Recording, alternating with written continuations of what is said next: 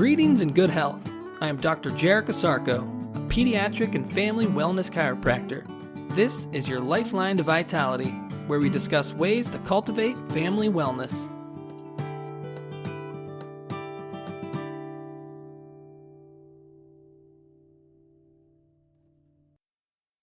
Good day and great health. Welcome back to another edition of your Lifeline to Vitality. Today on the podcast, the chiro connection between headaches and the upper cervical spine. In the upper cervical spine, there are four main structures to focus on. They are the foramen magnum of the occipital bone, the atlas vertebra or the first cervical bone, the axis vertebra or the second cervical bone, and the brainstem of the nerve system. The brainstem exits from the foramen magnum, and the atlas and axis bones will protect and surround the brainstem. The brainstem connects all the nerves from the brain to the nerves of the body. Regarding headaches, the secondary focus is on four specific nerves.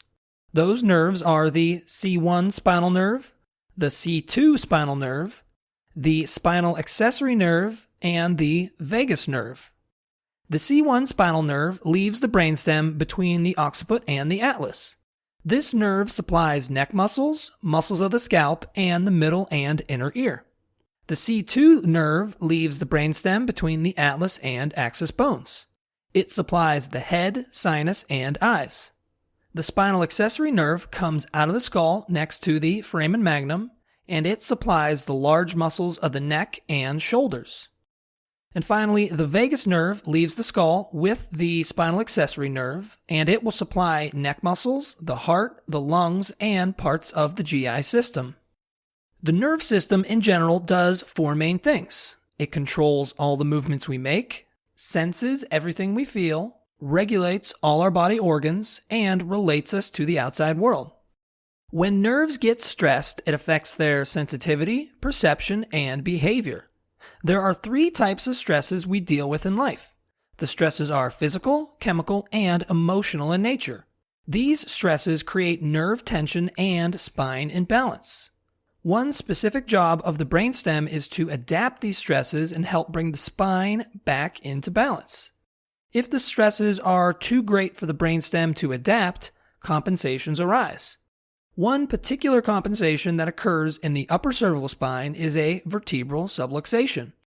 A vertebral subluxation will cause the atlas and axis bones to get locked in a misaligned position.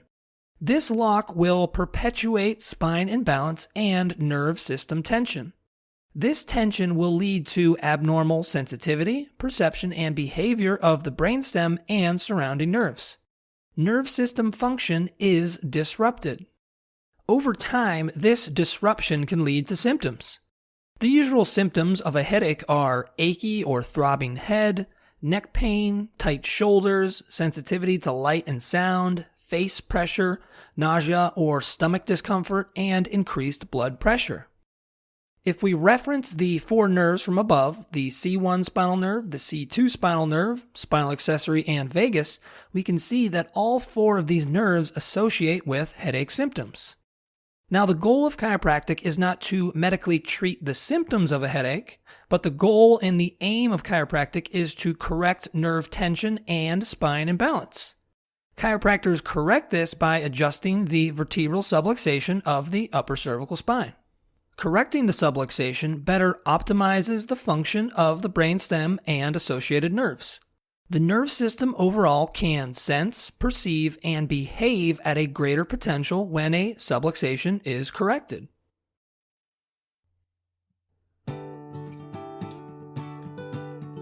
Thank you for listening. For even more information on how chiropractic can benefit you and your family, please check out my website, ohiospecific.com. That's ohiospecific.com.